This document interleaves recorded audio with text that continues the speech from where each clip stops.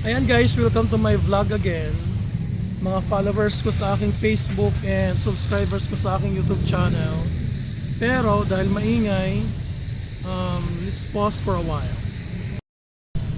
Ayan, before ako mag-start guys, gusto ko munang mag-shoutout of course sa ating tropa, kaibigan natin dyan sa PNPA, si Police Brigadier General Andre Perez Dizon. Ayan sir, maraming salamat sa iyo and shoutout po, and I hope na mapanood nyo rin ang video na to and mga vlogs ko para at least marinig mo naman na shoutout kita.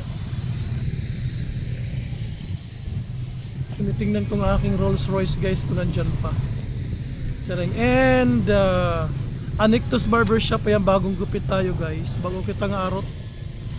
Kanadahira may San Bartolome Street ang Katbalogan, Harani Layrahan City Tours. In Ninya Salon na may Tanawan, Loyola Conera Andox Lechon na may poblasyon. Napapansin ko dito sa aming park walang masyadong tao kasi nga masamang panahon dahil may paparating na bagyo, si Bagyo Uwan. After ni Tino, ngayon Bagyo Uwan naman. And ngayong oras ako pumunta dito mga 3 o'clock kasi di pa naman umulan kasi medyo malayo-layo pa ang bagyo. And ingat na lang po sa lahat ng mga dadaanan ng Bagyong Uwan sa may Bicol, sa may central and northern portion of Luzon. Ayan, para sa aking mga tips about bagyo, meron din akong video dyan, meron akong in-upload, meron akong vlog regarding dyan. Ano ba mga dapat nating malaman pag may bagyo yan? I-search nyo lang sa aking YouTube channel guys, Raul B. Villarde. Ayan, i-follow nyo na lang din para yumaman tayo. And kung may makita man kayong mga ads sa aking videos, don't skip kasi yan ang paraan na yayaman tayo. That's the only way that you can support me.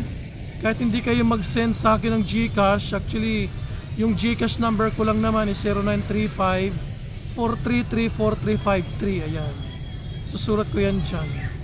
Sa mga feeling mayaman lang dyan na gusto lang magpasikat, yung gusto lang magpasikat na mayaman sila, yan, mag-send na lang kayo ng GCash. And gusto ko rin mag-shout out syempre kay Mayor Warren Aguilar ng Gandara, Samar, and Chill Space Ada May City Plaza ang Katbalogan, Narani Layrahan City Hall, Chill Space and Casa Esperanza, and Pipar Place Harani Layrahan Chill Space Ada May City Plaza nga may adagya po nirahin pwesta may San Roque Avenue, San Roque Street, San Roque Avenue, nagbago na diba guys, San Roque Street ang Katbalogan. And ganito niya, iskina hantikadtuhan ang dating merkado. Okay? And shout out din sa aking pinsan na si Grace Gonzales na sa may California, sa kanyang mga kapatid, sina Diotha, sina Inday, si Ate Josephine. Ayan, lahat kayo din nandyan sa USA. Shout out. And sa aking pinsan din na sa Maryland, si Kuya Lito Villarde. And mga pinsan ko dyan sa Australia, kina Ate Irene Pahanunot. Yan, sa kanyang mga anak, sina Rex, sina Edren. Yan. Thank you for watching always to my video. And to my friend, kasama ko dati sa Saudi Arabia, kasama ko sa trabaho si Sainuddin Salik. Yan, welcome home kaibigan. I hope you enjoy your vacation here in the Philippines. Yan, assalamualaikum.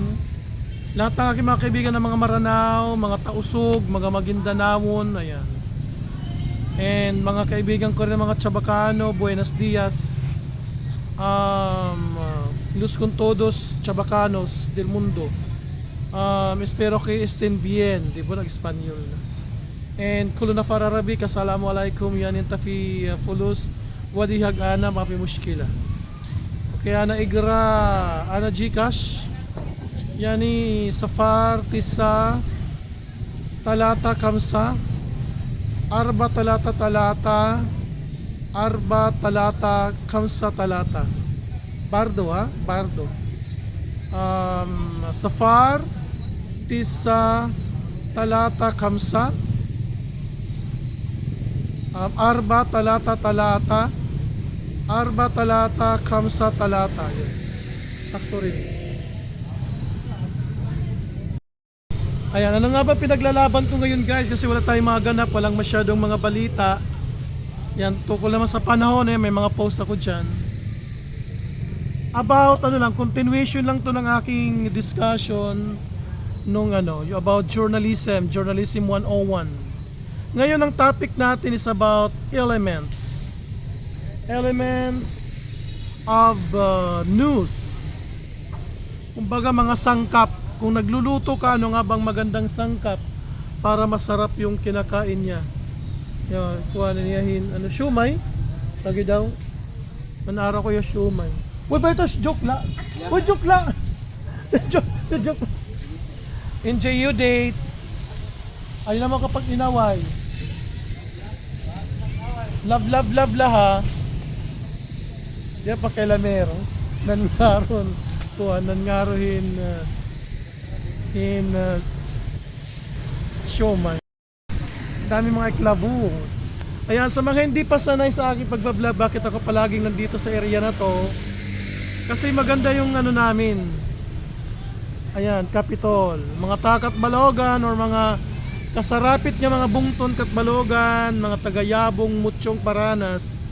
Bungga dito mambay, labi na may daka mo service, magmotor ka mo nga di or magkotse ka mo, reyuhin submarine, yung jet fighter. Yan. Pagbiyahe niyo yung alikat balogan, pwede ka mo tumambay nga da. Yan. So may mga service, yan, pwede ka mo tumambay dito gabi, mga pipagkinita. Yan, mga taga Sanore, Gandara nga nabisita nga di. Basta may mga service, di man pwede magbinaktason ka mo, charla. Pero dama ako mga iklabo. Pampadugan kasi to guys in watching hours. Mga technique ito guys ang mga vloggers para humalaban watching hours. Okay? So, anyway, highway, damo nga salamat. Maraming salamat po sa aking mga followers sa aking Facebook and aking YouTube channel. Yan ni Kuya Maparag Ice Cream. Kinitalo Kuya. Mahatag ka ice cream? Kasi Kuya, kikita.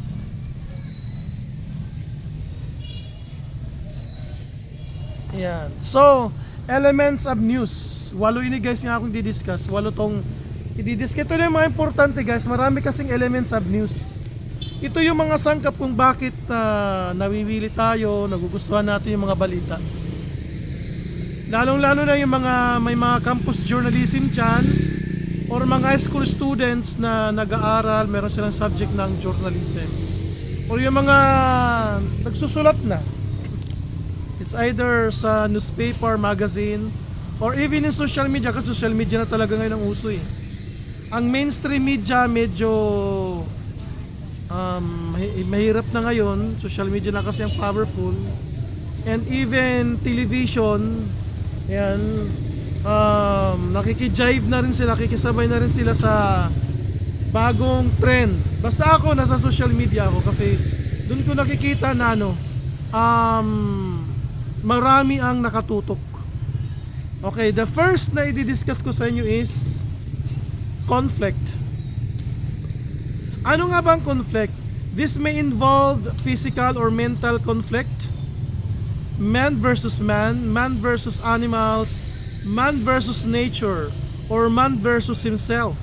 Stories of war, athletic meets, and journalism contests are example of conflicts. By the way guys, ito ay sinulat ni libro ni Ceciliano C. Cruz. Itong aming reference ng aming campus journalism. Now, why you ask me bakit ako merong ganitong subject? Sisihin nyo ang CHED, bakit sila may curriculum na ganun. Basta kami mga English major, meron kami subject na campus journalism. Itanong nyo na lang sa CHED, bakit kami may journalism chart. Conflict, alam mo, may away. Di ba naalala natin guys, mga away ng mga artista. Ayan. May gulo, may riot, may lahat ng mga conflict. War against man against nature, yon ngayon, di ba? yung mga nangyayari, mga baha, oy, wala akong pinariringgan dyan ha. Mga landslide, bagyo, lindol, man versus nature. Diba?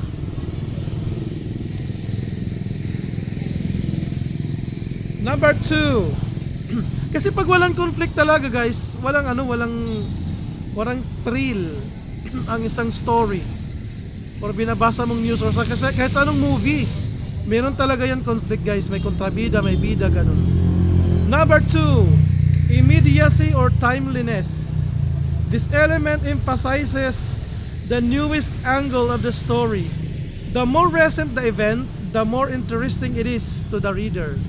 Halimbawa, balita ko na si Gloria Diaz nanalo 1969. Exciting pa kaya? 1969, hello. Yung ngayon, yung recent na lang, may bagyo darating. Ngayong araw mismo, di ba? Malapit na sa Northern Samar, mga 1,000 kilometers away from Northern Samar, nakapasok kagabi. So, malapit na siya, immediacy.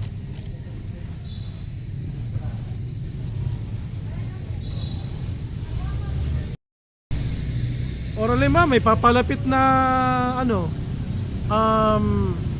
football World Cup. Di ba? Ay, ang ganda, may malapit na pala.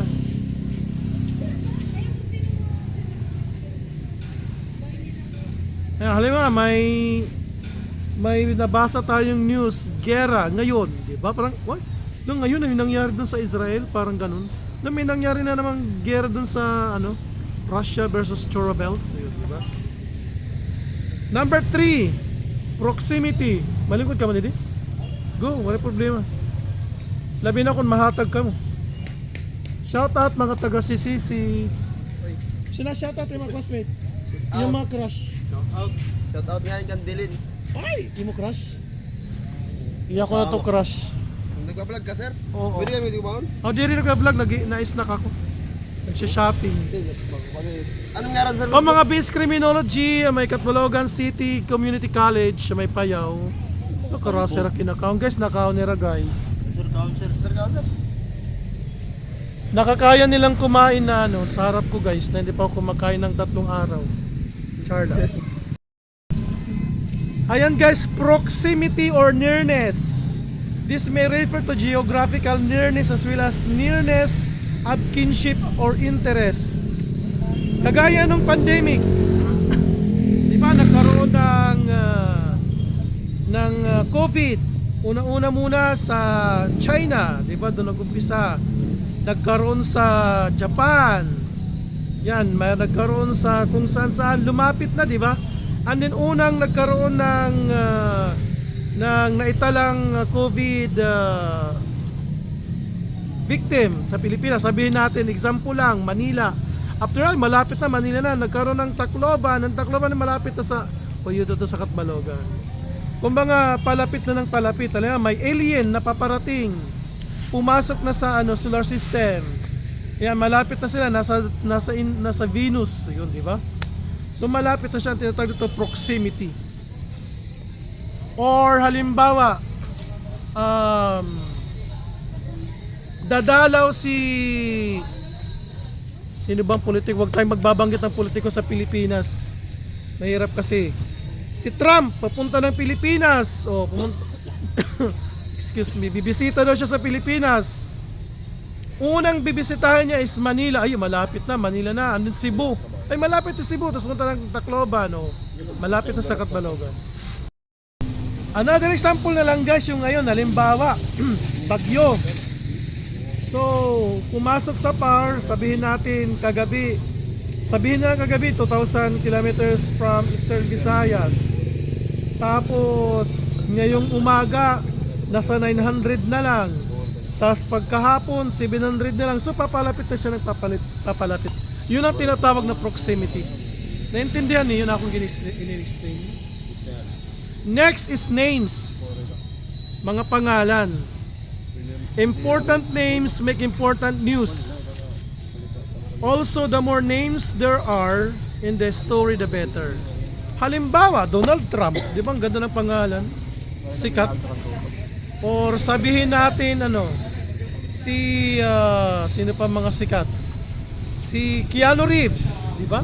Mga pangalan, Angelina Jolie, sina LeBron James, basketball, sino pa mga sikat na basketball? Curry. Stephen, di ba? Stephen Curry, ayan, di ba? Or dito sa Pilipinas, sabi natin mga artista, si Regine Velasquez, or sina Sarah Geronimo, yun. Di ba? Si Ann Curtis, kasi ni Ann Curtis. O sabihin natin yung mga artista lahat, pupunta ng Katbalogan, di ba? The big names, ay, pupunta sila ng Katbalogan, parang ano naman yun, parang special. Yun. Names. Halimbawa, binalita Procopio di Magiba. Sino ba yun? Procopio di Magiba, taga Pacific Ocean. Yun, di ba? Pero pag sinabing lumangoy galing Pacific Ocean, yun, kakaibang story yun. Drama. Mga Pilipino mahilig sa mga drama. Kahit walang dapat i-drama, magda-drama. Di ba? Dami mga iklabo. Drama, this adds color to the story. The more picturesque the background and the more dramatic the actions are, the more appealing to the story to the reader. The public certainly loves a good show. Anything that moves a reader to tears or to laughter is good news. Na pinaiyak, di ba? Bakit kaya mahilig, lalo na mga mama natin, mga kapatid nating babae? Bakit kaya mahilig manood sa mga drama, mga nakakaiyak? Nakakaiyak na nga, din pinapanood pa rin, di ba? Or tumatawa, di ba? Yung gusto nating tumawa. Tumatawa ka habang umiiyak, di ba? Bungga. Next, number 8, oddity. Anong oddity? This refers to the strange or unnatural events, objects, persons, and places. Halimbawa, kanina sinabi ko, si Procopio di Magiba, lumangoy galing ng Pacific Ocean papuntang Katbalogan. Di ba kakaiba? Ang tao, kinagat ng aso, it's normal. Pero yung kinagat ng tao ang aso, yun ang kakaiba. Kinagat ni, anong ngaran mo? Sanmel. Ha? Sanmel. Sanmel? Man, kinagat ni Sanmel ang elepante, di ba kakaiba? Or ano pa mga kakaibang balita, UFO nalaglag, di ba? Bumagsak sa Pacific Ocean. Ang truck patimbas na gungguay. Ano? Ang truck patimbas na gungguay, wari tao. Oo, yun. Truck daw at bus. Hala kahusay. Just kaibigan ko siya, pinakamaganda dito sa Katbalogan. Ang eroplano at saka yung mag-ice cream, di ba? Sorbetero, nagbungguan, char. Kakaiba, di ba? Or di kaya 10 aso at 20 pusa nagrally. Yo, kakaiba. Oddity. Kakaiba. Next is about sex. Hindi masamang ibig sabihin nito, guys, ha. Kasi mamaya mga Pilipino kasi minsan may mga kakaibang utak. Ang utak natin dumiliko sa pakaliwa. Ang tinutukoy na dito na sex, babae, lalaki, din sex na ganun, charot. It's about gender. Sabihin natin, 5 dalaga nanganak nagtigsa 10. Yun, di ba? Anak, babae, grabe, sa 10. Or di kaya, di ba, may mga cases na marami ng mga nare-rape, yung ganon, about babae. So nakakaawa, babae, inaabuso, yung ganon. It's about gender, it's about sex. Sila kahusay. Kita ka mo. Ayun. Nadiri ko no hira makita hira video kay diri ko no bungga ko non vlogger. Ayan. Since magpangit kasi ang nito ang nito, guys. Ang pagka-interpret ng mga Pilipino about sex. Halimbawa, sabihin natin the first kauna-unahang babaeng pangulo ng Pilipinas, di ba?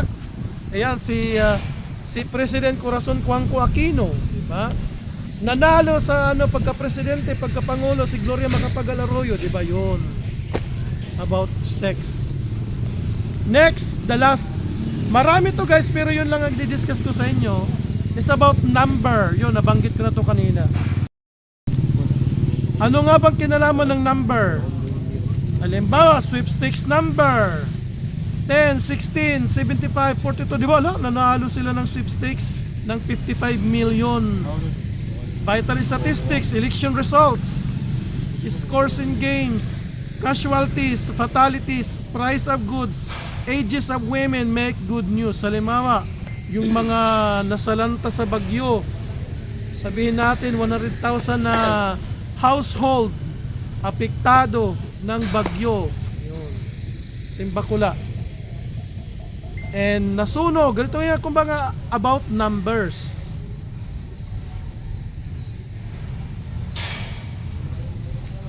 About naman election results. Nanalo si Pulano ng 1 million mark ng kanilang electoral race. Yan. Di ako magbabanggit ng pangalan ng mga politiko kasi mamaya yan, may mga pro dyan, mga anti. Diba? So yun guys, yun ang mga elements of news. Pag gumawa kayo ng news, kailangan meron kayong ganitong elements.